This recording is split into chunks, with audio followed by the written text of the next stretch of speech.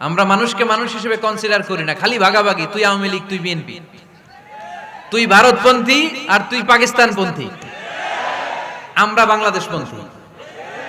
মাঝখানে আমরা জনগণ কি পন্থী? আসুন আমরা বাংলাদেশপন্থী হওয়ার চেষ্টা করি। সম্মানিত ভাইয়েরা, ইসলাম হচ্ছে মানবতার ধর্ম।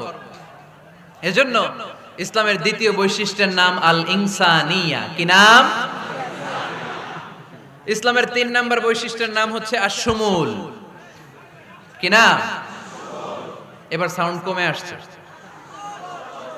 ঘুমে ধরছে, মশা কামড়ায়, বলেন আশ-শুমুল। আশ-শুমুল মানে হচ্ছে শামিল করা আর কি, অল এনকম্পাসিং সোশ্যাল সিস্টেম। ইসলাম সবকিছুকে শামিল করে। আপনি এমন কোন প্রশ্ন করতে পারবেন না যে হুজুর এটা ইসলামে আছে, যা আমাকে বলতে হবে না। আমি অবশ্যই বলবো ইয়েস। আপনি কাঁথা সেলাই থেকে শুরু করে বঙ্গভবন কিভাবে চালাতে হয় ওইটাও কোরআনে আছে না নাই? রান্নাঘরে কিভাবে মাছ উল্টাতে হয় ওইটা থেকে শুরু করে মহাকাশে কিভাবে বঙ্গবন্ধু স্যাটেলাইট পাঠাতে হয় এটাও আমার কোরআনে আছে না নাই? মা ফাররাতনা ফিল কিতাবি মিন শাই। আমি তো এই কিতাবের ভেতরে কোনো কিছু বাকি রেখে দেই নাই।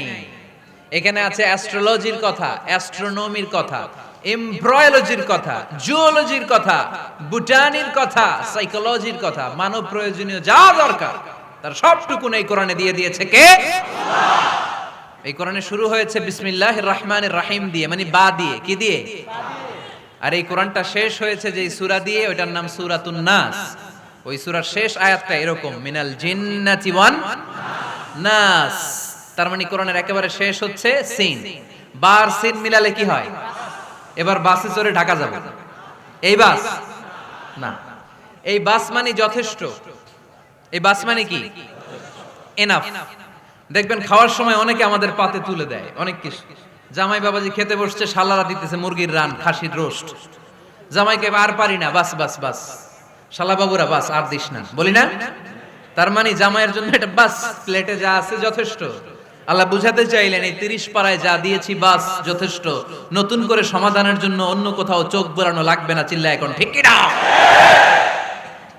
সমাধান দিয়েছে আল্লাহ এই কোরআনে, সমাধান আর শামিল, অল এনকম্পাসিং সোশ্যাল সিস্টেম সব দিয়েছে, কিছু বাকি রাখে নাই।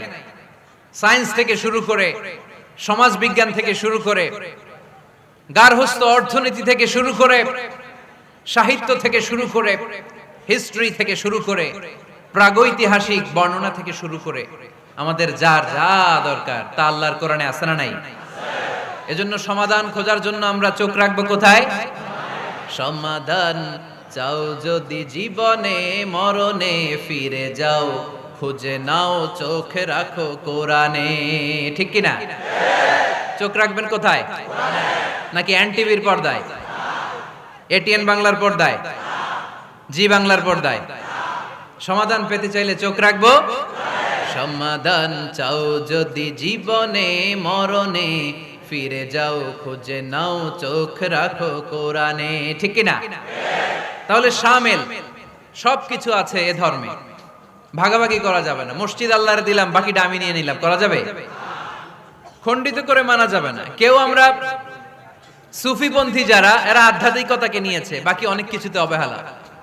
আন্দোলনপন্থী যারা, এরা স্লোগান নিয়েছে, আধ্যাত্মিকতায় অবহেলা। অনেকে গবেষণা নিয়েছে, বাকি দিকগুলোতে অবহেলা। আমরা কোনোটার অবহেলা করতে চাই না। ইসলাম হচ্ছে অল এনকম্পাসিং সোশ্যাল সিস্টেম, মানলে পুরোটাই মানতে হবে। রাজি আছেন তো? ইসলামের 4 নাম্বার বৈশিষ্ট্যের নাম হচ্ছে আল উমুম। 4 নাম্বার বৈশিষ্ট্যের নাম কি? উমুম। আওয়াজ করে বলতে হবে, 4 নাম্বার বৈশিষ্ট্যের নাম আল উমুম। মানে হচ্ছে এটা ইউনিভার্সাল রিলিজিয়ন, এটা সবার ধর্ম। এটা কার ধর্ম?